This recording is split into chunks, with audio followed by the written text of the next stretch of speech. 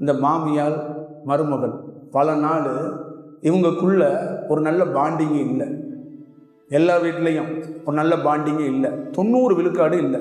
அதற்கு காரணம் என்னன்னா, நல்லா ஞாபகம் வச்சுக்கோங்க, ஒரு தாய்ப்பாலை உயிரிலேருந்து கொடுப்பா.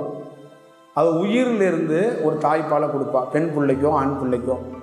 ஆனால் ஒரு பெண் பிள்ளையோ ஆண் பிள்ளையோ அது பால் குடிக்கிறது உயிரிலேருந்து குடிக்காது.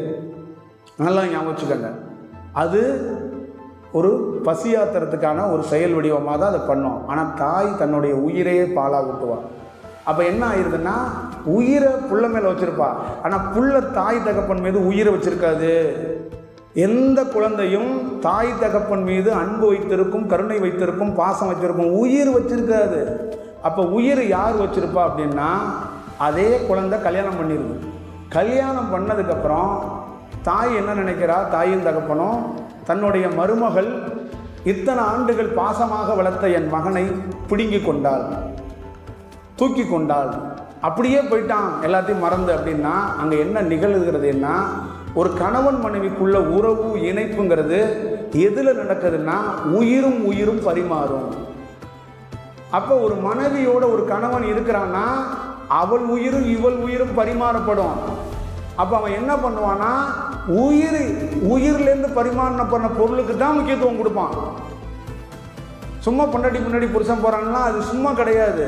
அந்த உயிரோடைய ஈர்ப்பு, அந்த உயிரோடைய செயல், இது யாருக்கும் தெரியாது. தாய் என்ன நினைப்பானா, இவ்வளோ பாசமாக வளர்த்த பையன், இவ்வளோ பாசமாக இருந்த பொண்ணு புருஷன் பேச்சை கேட்குது, அவன் பொண்டாட்டி பேச்சை கேட்குறான், நம்மளை பார்க்கல அப்படின்னு நிறைய பேர் சண்டை போடுறாங்க, ப்ராப்ளமாக இருக்கிறாங்க, வருத்தப்படுறாங்க.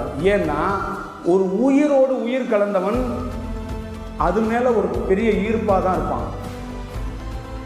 அந்த பெண்ணு இன்னொரு விஷயம், நீ பாலை உயிர்லேருந்து கொடுத்துட்ட தாய், என் புள்ள அப்படின்னு நீ கொடுங்க பார்க்குற. அவள் என்ன பண்ணுறான்னா, அவள் உயிரை கொடுத்துருக்குற அவன்கிட்ட, அவள் என்ன பண்ணுவான், அந்த பொருளை விட்டு கொடுப்பாள.